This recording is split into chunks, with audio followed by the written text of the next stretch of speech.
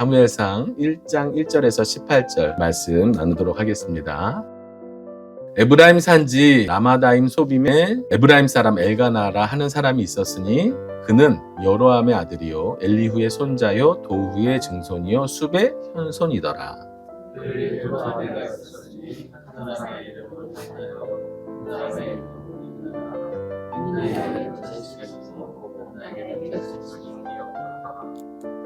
이 사람이 매년 자기 성읍에서 나와서 실로에 올라가서 만군의 여호와께 예배하며 제사를 드렸는데 엘리의 두 아들 홈니와 비나스가 여호와의 제사장으로 거기에 있었더라.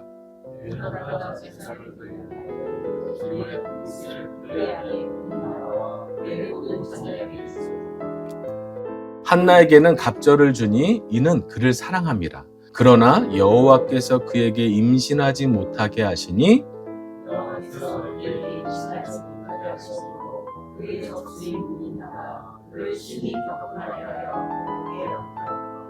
매년 한나가 여호와의 집에 올라갈 때마다 남편이 그같이 하매 분이 나가 그를 격분시켰으므로 그가 울고 먹지 아니하니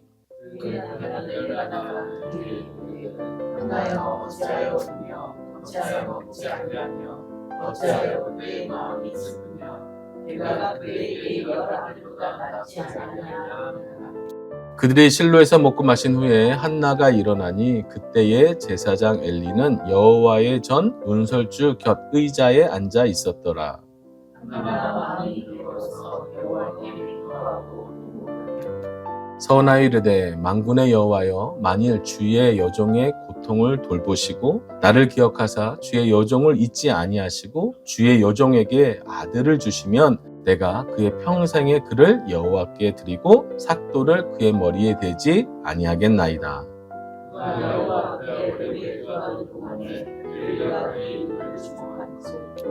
한나가 속으로 말하며 입술만 움직이고 음성은 들리지 아니하므로 엘리는 그가 취한 줄로 생각한지라.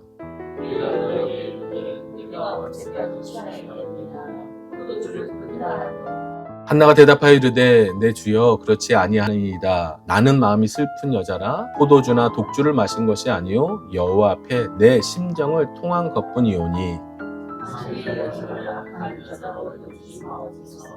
내가 지금까지 말한 것은 나의 원망과 엘리가 대답하여 이르되 평안히 가라. 이스라엘의 하나님이 내가 기도하여 구한 것을 허락하시기를 원하노라 하니 이르되 당신의 여종 당신께 은혜 입기를 원하나이다 하고 가서 먹고 얼굴에 다시는 근심빛이 더라. 아멘. 사무엘서 강의를 시작하도록 하겠습니다. 수많은 성경 66권 중에 무슨 말씀을 강의할까? 룻기의 은혜가 너무 커서요. 조금 아쉬운 거죠. 한마디로 룻기는 똑같은 아픔 속에서 방향전하는 회복이 있고요. 이 사무엘서는요. 그 한나의 아픔 속에서 하나님의 역사가 있어요. 개인의 단순한 걱정과 두려움과 근심과 텅 빈 인생을 회복시켜 주시는 그 걸음에서 한 걸음 더 나아가서 그 삶이 하나님의 역사하게 되는 특별함이 있는 거죠. 그래서 룻기에서 머물면 안 되겠다. 노래하는 교회는 한 걸음 더 가고 싶다. 이런 소망과 기도 제목이 담기게 되었습니다. 사사시대를 끝내고 싶은 그런 마음이죠. 노래하는 교회에 계속 사사시대로 살 수는 없잖아요. 사사시대에서 우리만 회복한 공동체로 살아가는 게 아니고요.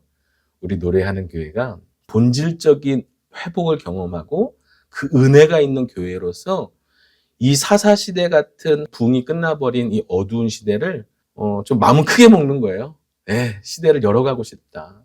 사사시대가 끝나고 다윗의 시대가 오는 것처럼 새로운 시대를 열어가고 싶은 그런 마음으로 우리가 사무엘서를 좀 나눴으면 좋겠다 이렇게 생각하고 강의를 시작합니다. 그 은혜가 우리 안에 우리 모든 공동체 안에 각 가정 안에 개인 안에 있기를 소망합니다. 원래는요 이 사무엘 상하는요 한 권의 책이었어요. 한 권. 사무엘 상하, 열왕기 상하는요 사무엘서와 열왕기서 이렇게 각각 한 권이었는데 상하로 네 권으로 바뀐 거예요. 언제 바뀌었냐면 구약 성경이 히브리어로 쓰여졌는데 예수님 오시기 전에 로마의 지배를 받으면서 헬라 시대가 됐잖아요. 이제 언어가 바뀌는 거예요. 히브리어를 썼는데 이제 헬라어를 써야 되는 그런 상황이 되어서 이 히브리어 성경을 헬라어로 번역하는 70인역이라는 유대인 학자들이 번역한 거예요. 그걸 70인역이라고 합니다. 그러니까 예수님이 오셨을 때 이미 그 성경이 있었어요. 근데 이 70인역을 번역하면서 히브리 학자들이 사무엘 상하, 열왕기 상하가 너무 두루마리가 방대하니까 너무 힘든 거예요, 관리하기가. 그래서 나눴어요. 반을 나눠서 사무엘상, 사무엘하, 열왕기상, 열왕기하로 이렇게 네 권으로 나누어진 성경을 대하고 있는 것이죠. 제가 왜 이 말씀을 드렸냐면 사무엘서를 읽을 때 상과 하가 있는데 이것을 하나로 보셔야 된다는 거예요. 하나의 통으로 하나님의 그 안에 흐르는 관점이 있다는 뜻이에요. 그래서요, 통으로 볼 때 세 사람의 인물이 등장합니다. 세 사람의. 첫 번째가 누굴까요? 당연히 오늘 사무엘이겠죠. 그리고요, 두 번째가 초대 왕이었던 사울이에요. 잘하시네요. 그 다음에 마지막 진정한 왕국의 왕으로서의 하나님의 나라를 보여주는 다윗. 이렇게 세 사람이 주된 인물로서 이 사무엘서를 이끌고 가는데요. 자, 사무엘은 어떤 인물이에요? 사무엘은 사실은 사사시대의 마지막 사사고 제사장으로서 왕에게 기름을 부어서 왕을 세우는 이제 마지막 시대를 끝내고 새로운 시대를 열어가는 그런 사사가 되었고요. 제사장이 되었고요. 사울은요, 이스라엘의 초대왕, 이제 사사시대가 아니라 왕정시대로서 첫 번째 왕, 너무 중요하잖아요. 첫 번째 왕, 의미가 있잖아요. 그런데 사실 실패한 왕이죠. 좀 아쉬운 왕으로서 반면교사 역할을 하고요. 이제 그와 반대로 진정한 하나님께서 원하시는 왕의 모습을 갖춘 다윗으로 사무엘서를 마무리하는. 그래서 이제 열왕기로 가면 다윗이 마지막 장면이 나오게 되죠. 자, 그래서 사무엘서는 세 사람이라고. 누구라고요? 사무엘, 사울, 다윗. 이렇게 세 사람이 주된 인물입니다. 근데 보세요. 이 세 사람 중에 여러분들 마음속에 가장 마음에 가거나 가장 기억나거나 가장 중요할 것 같은 인물은 누군가요? 당연하게. 보세요. 세 사람의 인물이 있는데 우리는 다윗에게 주목하잖아요. 그만큼 훌륭한 인물이고 하나님께서 그를 크게 쓰셨죠. 그런데 오늘 성경은요, 다윗서가 아니에요. 다윗서는 없어요. 뭐예요? 사무엘서예요. 사무엘서. 왜 다윗서가 아니라 사무엘서일까요? 아까도 말씀드렸듯이 어두웠던 사사시대를 끝내고 하나님의 나라의 모델하우스, 하나님께서 마음에 합한 자를 세우셔서 그런 방향으로 갈 때에 이 사무엘의 역할이 어두운 시대를 끝내고 새로운 시대를 열어가는 인물로. 자, 그리고요, 두 왕을 누가 세우죠?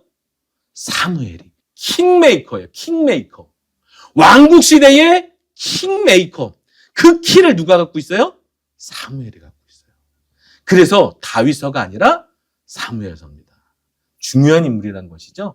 우리는 결과적으로 다윗에게 주목하지만 하나님은요, 그 결과이기 전에 시작이 중요해요. 알파와 오메가라고 말할 때요, 알파는 시작이고 알파가 있어야 오메가가 있는 거잖아요. 이 알파와 오메가, 이 시작이 이렇게 중요하기 때문에 오늘 사무엘의 이름으로 사무엘서가, 그리고 그 시작을 알리는 이 특별한 이야기로 오늘 사무엘서는 시작을 하고 있습니다. 이 사무엘은 특별한 인생을 살았는데요. 불임을 가진 한 여인의 슬픔으로부터 바로 이 역사가 바뀌어지는 시점으로 하나님께서 삼으셨다는 거예요. 한 여인의 불임으로 인한 슬픔과 괴로움과 격동하는 마음을 기도의 자리로 가게 하셨고, 그 기도에 하나님께서 마음을 주시고 응답을 주셔서 사무엘이 태어나잖아요. 우리 한나의 기도 너무 많이 들으셔서 이게 너무너무 잘 알고 계실 텐데요. 자, 오늘 다 알고 계시는 그 이야기를요, 다시 한번 좀 하려고 합니다. 하나님은요, 한 개인의 고난을요, 고통을, 슬픔을 하나님의 역사를 바꾸는 시작점으로 사용하셨습니다. 이 1장은요, 좀 많이 중요해요. 왜냐하면 사무엘 전체의 배경과 같은 그 서론과 같은 이야기라 좀 한 구절 한 구절을 좀 자세하게 좀 봐야 되는데요. 자, 1절, 2절 천천히 한번 읽어볼까요? 시작. 에브라임 산지 라마다임 소빔에 에브라임 사람 엘가나라 하는 사람이 있었으니 그는 여로함의 아들이요 엘리후의 손자요 도우의 증손이요 숲의 현손이더라. 그에게 두 아내가 있었으니 한 사람의 이름은 한나요, 한 사람의 이름은 브딘나라. 브딘나에게는 자식이 있고 한나에게는 자식이 없었더라. 아멘. 엘가나라는 한 가정을 소개하고 있습니다. 에브라임에 살고 있어요. 에브라임이라는 산지가 있는데 그 산지에 라마다임 소빔이라는 동네에 엘가나가 지금 살고 있는 거예요. 그러면 엘가나는 족보가 어떻게 되냐? 에브라임 지파로 착각하는 분들이 계시는데요. 그렇지 않고요.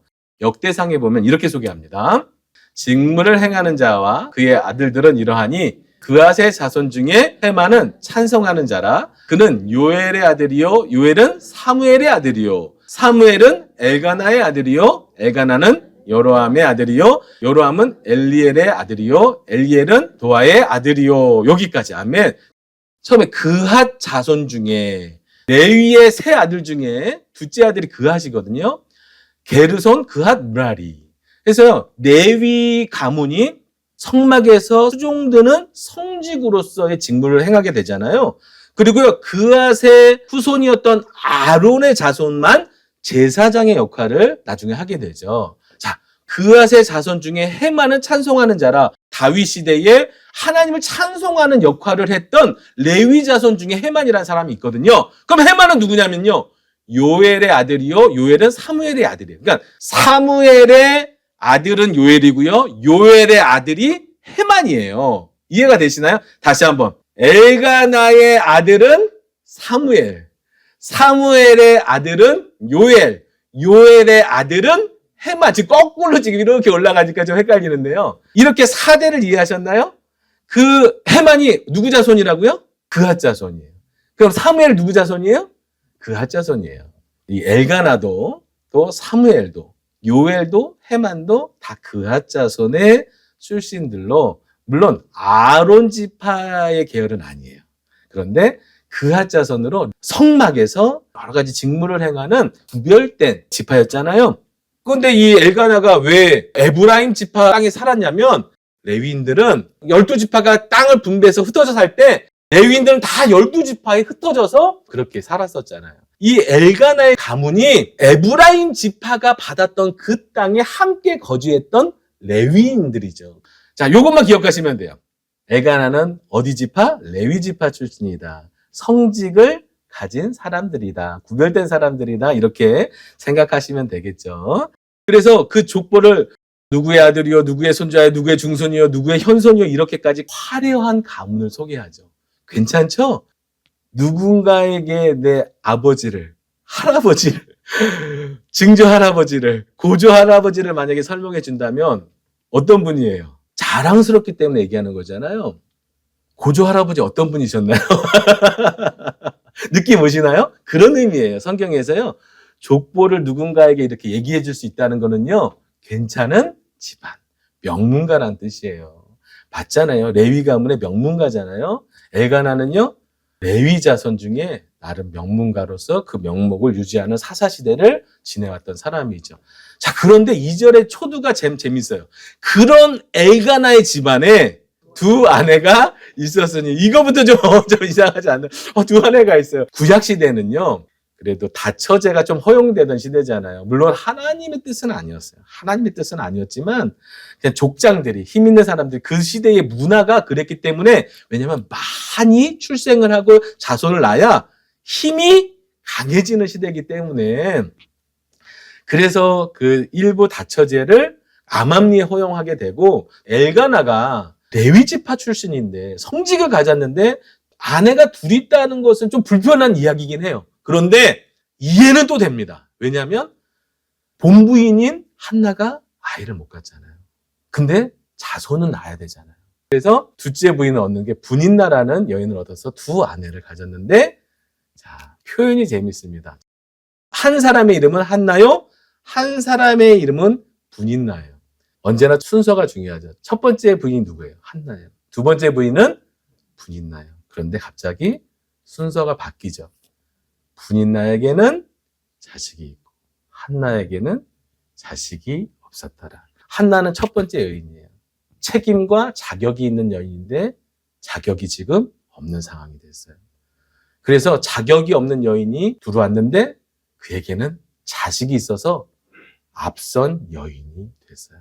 자식이 없어야 되는 여인은 자식이 있고 자식이 있어야 되는 여인에게는 자식이 없는 안타까운 상황이 벌어진 거죠. 레위의 자손인데도 성직인데도 아내를 둘이나 두었고 그리고 자식이 있어야 될 여인에게는 자식이 없고 자식이 없어도 될 여인에게는 자식이 있는 이런 상황에서 성경이 말하고 싶은 게 있어요. 한나의 불임은요, 한 여인의 고통이지만 지금 이 시대가 사사시대잖아요. 이 사사시대는 영적의 불임의 시대예요. 하나님의 자녀가 없어요. 성직자도 자신의 소신에 옳은 대로 살아가는 그런 영적 불임의 시대를 사무엘서의 저자는 써내려가고 있는 거예요. 그래도 이 엘가나가요, 믿음이 있어요. 자, 3절입니다. 읽어보겠습니다. 시작. 이 사람이 매년 자기 성읍에서 나와서 실로에 올라가서 만군의 여호와께 예배하며 제사를 드렸는데 엘리의 두 아들 홈니와 비느하스가 여호와의 제사장으로 거기에 있었더라. 이 엘가나가요, 매년 자기 성읍에서 나와서 실로까지 갔어요. 그 실로에 뭐가 있게요? 하나님의 성막이 거기 있었어요. 여호수아 시대에 그 땅을 정복하고 성막을 실로에 두었거든요. 그래서 아직 성전이 없던 이 사사시대에 하나님께서 명하신 절기를 지키고 제사하기 위해서 나름 그 절기를 지키는 신실한 레위인으로서 그렇게 갔던 거죠. 자, 그래도 이 레위인이었던 엘가나가요, 매년 제사를 드렸습니다. 두 부인이 있을지라도 그래도 하나님을 경외하는 마음이 있었어요.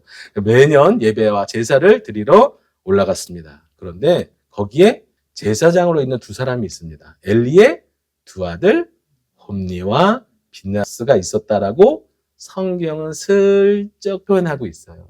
분인나에게는 아들이 있고 한나에게는 아들이 없어요. 엘리에게는 두 아들이 있고요. 지금 모에는 뭐가 없다라는 거예요. 분인나에게는 있고 한나에게는 없고 엘리에게는 있고 누구에게는 없는 그 이야기를 이거를 문학적 병치구조라고 하는데 사실은 이 부분은요. 삼일교회 송태근 목사님의 사무엘서 강의에 나오는 이야기예요. 한 15년 된 것 같아요. 제가 들었던 사무엘 강의 중에서 가장 떠나지 않는 말씀으로 기억하는 말씀이에요.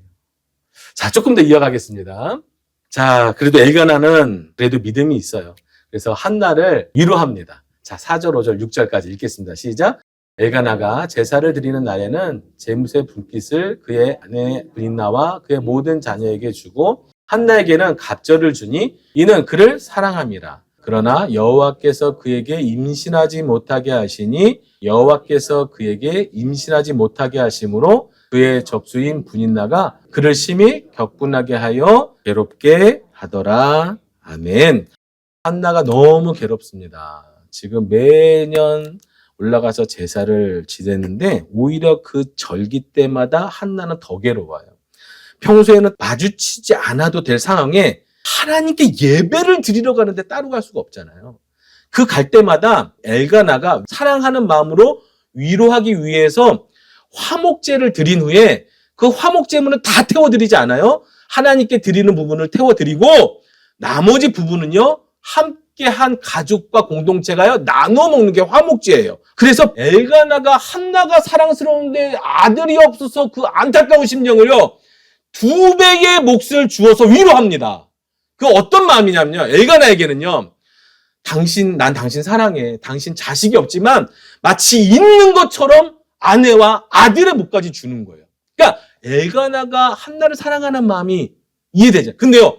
분인나의 입장은 또 달라요. 나는 아들이 있으니까 더 힘들고 나는 더 많이 필요한데 저 여인에게 2몫을 주고 나는 아들을 낳은 여인인데 나한테는 안 주니까 분인나가 어떻게 하는 거예요? 왜 그렇게 하냐고? 엘가나를 성경에는 안 나와요. 근데요. 분인나가 한나를 격동시켰다라고 표현하는데 그 격동이요. 한나의 마음에 천둥치게 했다는 뜻이에요. 천둥. 그러니까 제사를 드리러 매년 갈 때마다 한나와 분인나의 이 갈등과 싸움이 어마어마하게 일어나는 거죠. 그래도 분인나는 아들이라도 있지. 한나는 혼자잖아요. 엘가나가 갑절의 분깃을 주면서 위로하고 열아들보다 내가 낫지 않냐라고 표현하면서 아내를 지극히 위로까지 해는 괜찮은 남편이에요. 그런데요, 중요한 건 한나에게 그 위로가 되지 못합니다. 위로가 안 돼요. 사랑하는 마음은 알겠는데 위로가 안 돼요. 왜일까요? 왜일까요? 이 모든 문제의 근원은 남편의 사랑이 문제가 아니라 아들이 없어서 생겨난 이유였기 때문이에요. 그런데 아들이 없다라는 말은요, 사실은 히브리 사고를 조금 이해하셔야 돼요. 히브리인들, 고대시대에 태의 주권은 누구에게 있나요? 모든 생명의 주권, 태의 주권은 하나님께 있는 거예요. 인간이 어떻게 할 수가 없는 부분이에요. 지금도 그렇게 노력할 뿐이지 생명을 만들어낼 수 있는 인간이나 과학은 없습니다. 그 어떤 생명도 만들어낼 수 없어요. 그러니까 태의 주권은 하나님께 있는데 유대 사회의 그 사고 속에서요, 그 태의 주권이신 하나님이 한나에게 아기를 허락하지 않는 거예요. 자, 5절에도 이렇게 표현하죠. 여호와께서 그에게 임신하지 못하게 하시니. 그러니까 하나님의 섭리와 뜻이 있어요.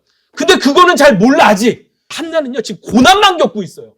너무 힘들어요. 괴로워. 아들이 없는 자신은 곧 하나님이 버리신 쓸모없는 여인처럼 느껴지는 시대가 히브리 사고예요. 그러니까 아들이 없는 것도 서러운데 지금 아들 문제뿐만이 아니라 하나님과 단절된 거예요. 하나님께 마치 저주받은 것 같은 인생이 바로 한나의 마음이었죠. 그런데요, 너무 감사한 거는요, 한나가 그 괴로움과 고통 속에서 무엇을 선택하냐면 바로 기도를 선택합니다. 그것이 한나의 기도예요. 자, 한나의 기도, 어떻게 기도를 했나 한번 읽어볼까요? 자, 10절, 11절 시작. 한나가 마음이 괴로워서 여호와께 기도하고 통곡하며 사원하에 이르되 만군의 여호와여, 만일 주의 여종의 고통을 돌보시고 나를 기억하사 주의 여종을 잊지 아니하시고 주의 여종에게 아들을 주시면 내가 그의 평생에 그를 여호와께 드리고 삭도를 그의 머리에 대지 아니하겠나이다. 아멘. 한나가 지금 어떻게 기도했어요? 기도하며 통곡했다고 그래요. 근데 그 통곡의 내용을 보면요, 돌보시고라고 했는데요, 개역 한글에서는요, 돌아봐 달라고, 제발 나를 봐달라고 이렇게 표현하는 거예요. 하나님이 지금 나를 안 보시는 것 같아. 하나님이 날 모르시는 것 같아. 하나님이 날 떠나신 것 같아. 그런 마음에서 잘 나를 좀 돌아봐 주시고 기억해 주시고 긍휼을 베풀어 달라고 한나가 기도하잖아요. 그런데 엘리는 술에 취한 줄 알고 술을 끊으라 이렇게 얘기했잖아요. 근데 아닙니다. 저는 술 취한 게 아니라 이런 마음입니다 라고 엘리에게 대답하는 한 장면을 더 읽고 좀 설명하겠습니다. 시작. 한나가 대답하여 이르되 내 주여 그렇지 아니하느이다. 나는 마음이 슬픈 여자라. 포도주나 독주를 마신 것이 아니요 여호와 앞에 내 심정을 통한 것뿐이오니 여종을 악한 여자로 여기지 마옵소서. 내가 지금까지 말한 것은 나의 원통함과 격분됨이 많기 때문이니이다 하는지라. 아멘. 술 취한 게 아니라 지금 너무 괴로워서 여호와 앞에서 내 심정을 통한 것뿐입니다. 이렇게 표현했잖아요. 심정을 통하다 두 가지 의미가 있는데요. 저 심정을 영혼이라는 단어로 해석할 때가 있고요. 마음이라는 단어로 해석할 때가 있어요. 그러니까 두 가지 다 괜찮아요. 지금 한나의 마음이 기도하면서 어떻게 하고 있는 거예요? 마음을 하나님 앞에 다 쏟아놓고 있는 거예요. 영혼까지 다 쏟아놓고 있는 거예요. 그게 괴로움으로 시작한 한나의 기도였어요. 오늘 사무엘서를 시작하면서 함께 집중하고 상고하고 싶은 구절이 바로 이 구절입니다.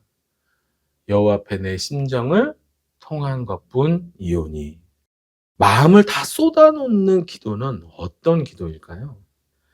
하나님께서요, 한 시대를 새로운 시대로, 어둠의 시대를 빛의 시대로, 사람의 소신의 시대에서 하나님을 왕으로 섬기는 시대로 새로운 시대를 열어가시는데 한 여인의 슬픔을 사용하세요.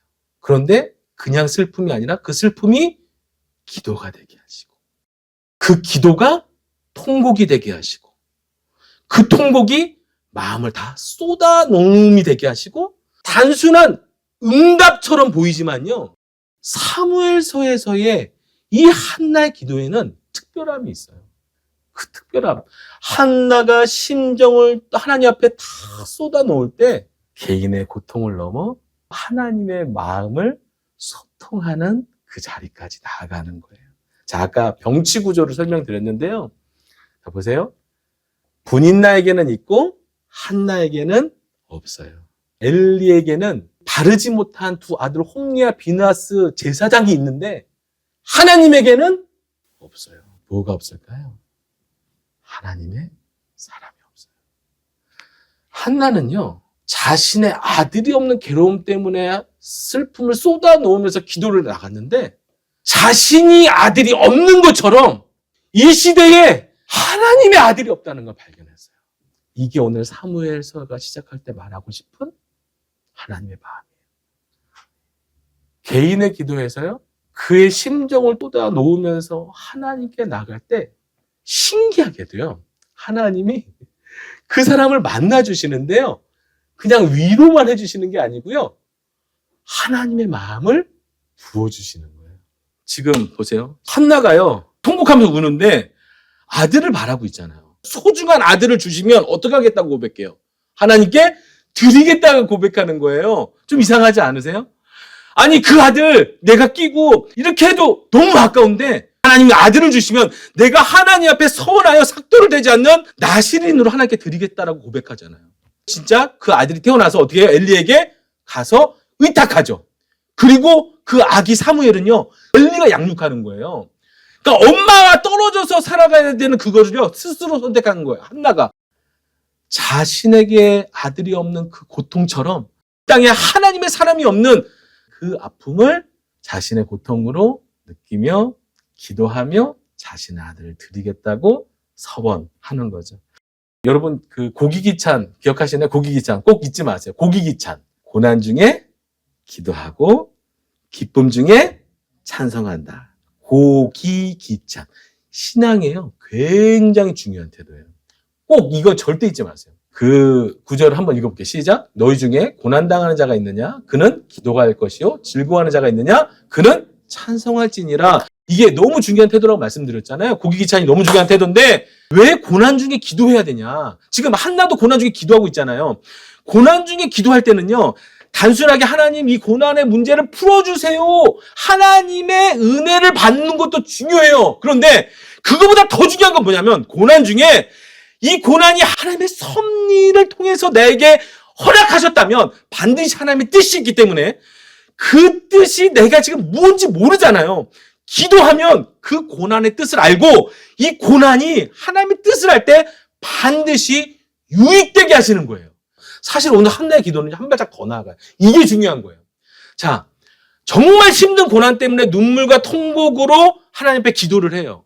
그렇게 간절하게 자신의 문제 때문에 나아가지만 그 기도하는 자에게요, 하나님의 마음을 부어주시는 거예요. 하나님께 자신의 문제지만 간절하게 그 엎드릴 때요, 그 사람에게 하나님의 마음을 부어주시는 거예요. 저에게 상처가 되었던 그 목회자, 그분의 변질 때문에 제가 목회자에 대한, 리더자에 대한 그 상처가 저한테 큰 사명이 되었잖아요. 그분 때문에 너무 아파서 울며 통곡한 젊은 날이 어마어마합니다. 그런데요, 그렇게 기도할 때마다 하나님 저에게 말씀하셨던 건 뭐냐면요, 나도 아프시다는 거예요. 이 시대가 진실한 목회자가 없어서 아프시다는 거예요. 내가 쓸 사람이 없다는 거예요. 하나님 앞에 교만하게 그때 그랬어요. 하나님, 제가 할게요.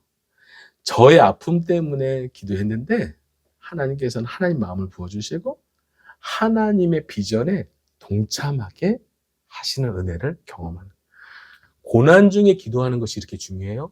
자신의 문제를 해결하는 정도가 아니라 그 고난이 유익되게 해요. 그런데 그 유익보다 더 위대한 건 뭐냐면요, 그 고난의 기도를 통해서 하나님의 뜻을, 하나님의 시대를, 하나님의 역사를 이루어 가시는 도구로 사용하신다는 거예요. 저는 노래하는 교회가 그런 교회가 되고 싶은 거예요. 우리 여기 앉아 계신 모든 분들이 고난이 있으시잖아요. 걱정이, 문제가 있으시잖아요. 근데 각자가 다 고난과 아픔 때문에 와서 하나님의 회복과 은혜를 경험하는데 회복만 경험하는 그 정도 인생을 바라는 게 아니고요. 노래하는 교회에게 주신, 우리 공동체에게 주신 하나님의 계획과 섭리, 이 시대를 향한 하나님의 뜻을 위해서 우리가 한번 나아가는 거죠. 하나님께 쓰임받는 거죠. 비록 우리의 아쉬움과 우리의 아픔이었지만 그것이 하나님의 영광이 되는 그런 은혜가 있기를 소망하는 것입니다. 방향 전환은 회복이라고 말씀드렸죠. 기도는요, 역사입니다. 회복의 은혜도 너무 소중해요. 그런데 정말 한 번뿐인 인생, 하나님께서 우리 땅에 두셨을 때에 당신의 도구로, 당신의 손에 붙들린 지팡이로 하나님의 뜻을 이뤄가는 쓰임받는 인생이 된다면 그보다 더한 영광이 어디 있겠습니까? 그래서 기도하고 싶은 마음, 기도해야 하는 마음, 기도할 수밖에 없는 무언가를 주실 때는요, 그건 단순히 나 개인의 문제가 아니에요. 하나님께서요, 하나님의 역사를 준비하고 계신 거예요. 그 기도 가운데 하나님 마음을 부어주시고 하나님의 그 뜻을 이뤄가시는 도구가 되게 하실 것입니다. 엘리가 착각했었잖아요. 축복하고 한나는 돌아가는데요. 자, 읽고 마무리하겠습니다. 시작. 엘리가 대답하여 이르되 평안히 가라. 이스라엘 하나님이 내게 기도하여 구한 것을 허락하시기를 원하노라 하니 이르되 당신의 여정이 은혜 입기를 원하나이다 하고 가서 먹고 얼굴에 다시는 근심빛이 없더라. 아멘. 굉장히 중요해요. 가서 이제 다시 먹었어요. 그 전까지는요, 먹지도 못했어요. 가서 먹고 얼굴에 다시는 근심이 없더라. 아들을 낳았나요? 아니에요. 아들을 낳은 게 아닌데 뭐가 바뀌었어요?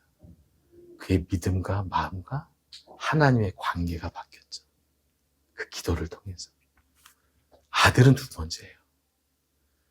한나가 하나님 앞에 그 심정을 통한, 소통한, 교통된 그 하나님의 마음이 하나님의 그 섭리, 하나님께서 일하실, 하나님께서 모든 것이 복되게 하시고 그의 뜻을 따라서 사용하실 그 하나님을 신뢰하게 된 거죠.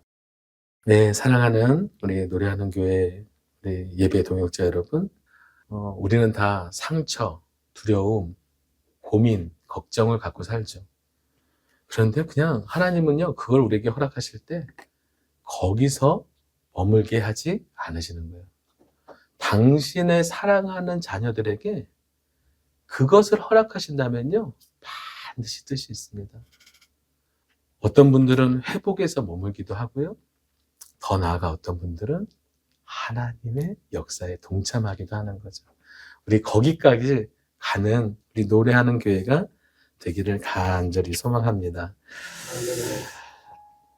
제사장이 셋이나 있어요. 엘리, 나의 하나님이란 뜻이에요. 홈리와 빈느하스도 성막에서 제사장이 되어 그 시대를 책임지는 리더가 되었는데요. 하나님은요, 그들에게 마음이 없어요. 기도하는 한나에게 하나님이 주목하고 계신 거예요.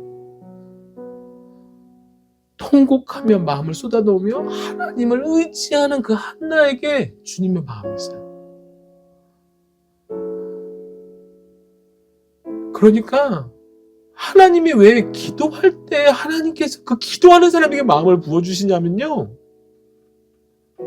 우리가 세상을 살아가면 성막에 있어도 하나님 앞에 관심이 없어요. 다른 수많은 일들을 하면서도 하나님 앞에 관심이 없는데, 비록 자신의 고통이지만, 슬픔이지만, 하나님 앞에서 쏟아놓는, 하나님께 집중하는 그 여인에게 당신의 마음을 부어주시는 거예요. 오늘 예배하는 우리 사랑하는 예배 동역자 여러분, 오늘 우리의 삶의 걸음과 방향 속에 간절한 그분에 대한 우리의 마음이 있어서 하나님이 주님께 향하고 있는 우리의 마음을 사용하실 수 있도록, 내가 어디에 있든지 내 시선이 하나님이 나를 바라보시는 내 마음과 소통되어지는 그런 은혜의 걸음을 걸어가는 예배자 되시길 축복합니다. 오늘 하나님께, 그것이 기도의 자리건 내 일터건 어떤 상황에 상관없이 오늘 하나님께 집중할 때에 하나님 반드시 그 사람에게 집중해 주십니다. 비록 개인의 고통이지만 그것이 이 여인에게 비전이 되었던 것처럼 오늘 우리에게 있는 모든 개인적 슬픔과 아픔도 하나님의 뜻을 위하여 사용하실 우리 하나님을 찬양합니다. 함께 고백합니다.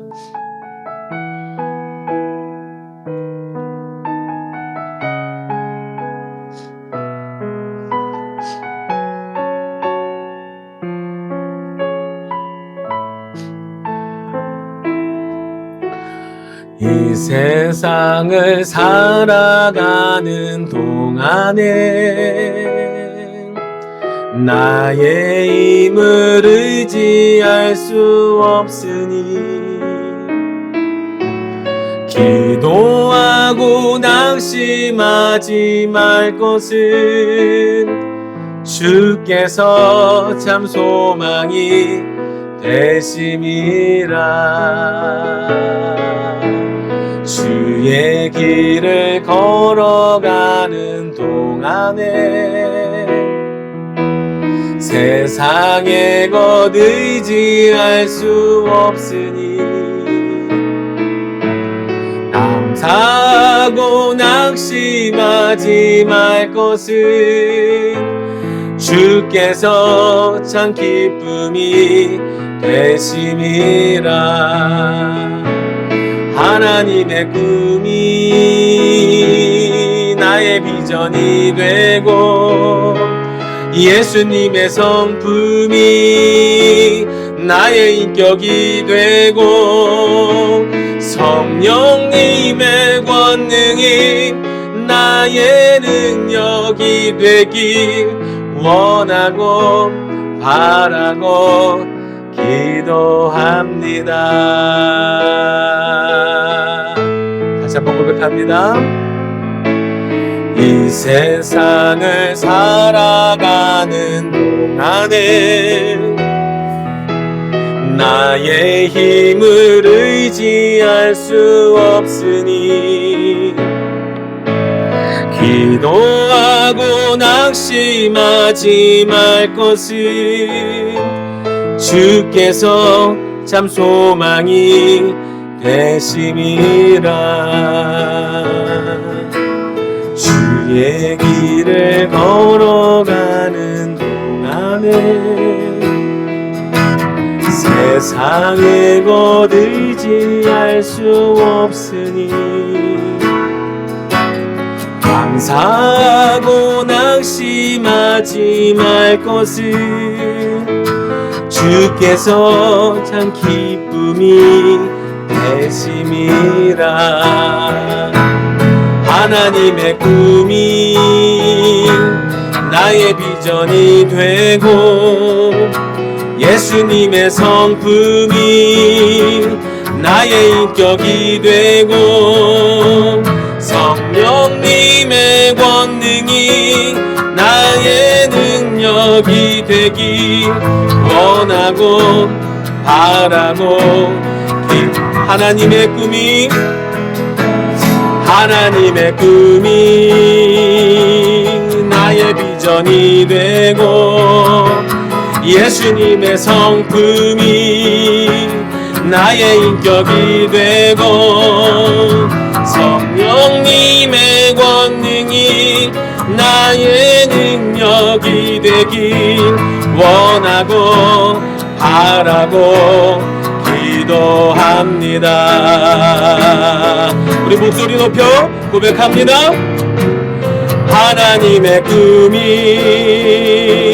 나의 비전이 되고 예수님의 성품이 나의 인격이 되고 성령님의 권능이 나의 능력이 되기 원하고 바라고. 우리 한 번 더 고백합니다. 우리 기도 제목 되길 원합니다. 하나님의 꿈이 나의 비전이 되어낸 예수님의 성품이 나의 인격이 되고 성령님의 권능이 나의 능력이 되길 원하고 바라고 기도합니다. 아멘. 저는요 그냥 유명해지고 싶은 목사가 되고 싶지 않고요, 교회가 커지는 교회를 바라지 않고요, 그냥 하나님을 사랑하는 교회가 됐으면 좋겠어요. 세상에 어떤 것도 내 소신도 내가 가진 것도 나를 변질시키지 않고 하나님을 왕으로 섬기면서 세상에 하나님의 사람이 없대요. 하나님의 교회가 이렇게 많은데 하나님 너무 마음이 아프시대요. 이게 지금까지 저에게 하나님 노래하는 교회를 하나님의 마음을 주셨던 하나님의 기도의 응답이셨어요. 몇 명이어도 괜찮아요. 함께 하나님을 진실하게 예배하고 하나님만이 나를 가장 소중한 분으로 여기며 오늘 주어진 삶에 하나님을 가장 소중한 분으로 믿으며 고난도 하나님의 뜻으로 믿고 그 고난 속에서 하나님의 뜻을 이루어갈 것을, 역사를 시작할 것을 믿으면서 오늘 그 비전에 동참하면서 오늘 주어진 내게 있는 상황을 감사함으로 걸어가는 거죠. 하나님 그 예배자에게 함께 하시고 반드시 그 예배자 기뻐하시며 하나님 성령 하나님께서 동행해 주시고 애통하는 자에게 위로를 주시는 우리의 주님께서 은혜를 베풀어 주실 줄 믿습니다. 함께 그런 교회가 되기를, 그런 개인과 예배자 되기를 함께 기도하며 나아갑니다. 하나님 감사합니다. 우리 노예하는 교회를 세우시고 하나님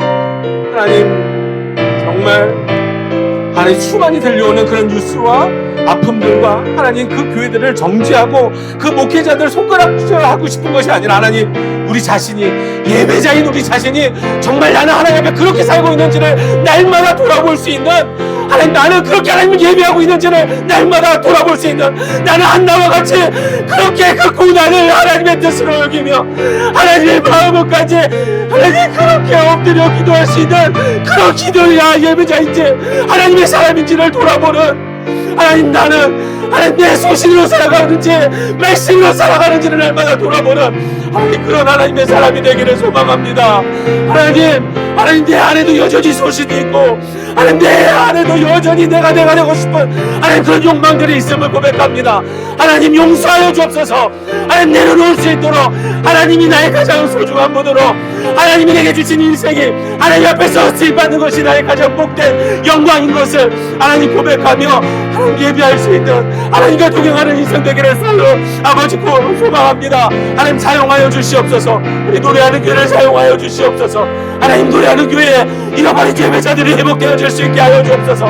이곳에서 하나님을 전심으로 예배하며 하나님을 인정하며 이 땅의 주인이 하나님이라고 그렇게 예배할 뿐 아니라 삶을 살아내는 하나님의 백성 될 수 있도록 도와주시기 원합니다. 믿음 허락해 주시기 원합니다.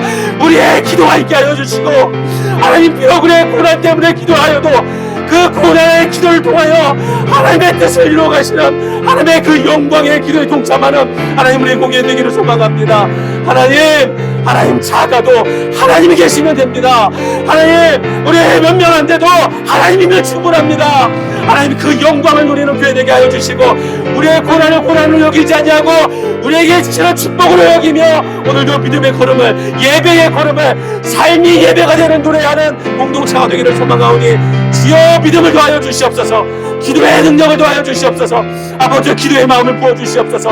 하나님 기도하는 자에게 반드시 아버지 그 마음을 주실 때 하나님의 뜻이 이루어지는 것을 보게 하시고 하나님 이미 기도를 시작하신 그 하나님께서 우리에게 그 마음을 주신 하나님께서 하나님 뜻대로 우리 교회를 우리의 하나님 예배자들을 사용하시고 이끌어 주시는 믿고 감사합니다. 하나님 그 하나님의 역사를 신뢰합니다. 하나님 사용하여 주시옵소서. 아멘 아멘.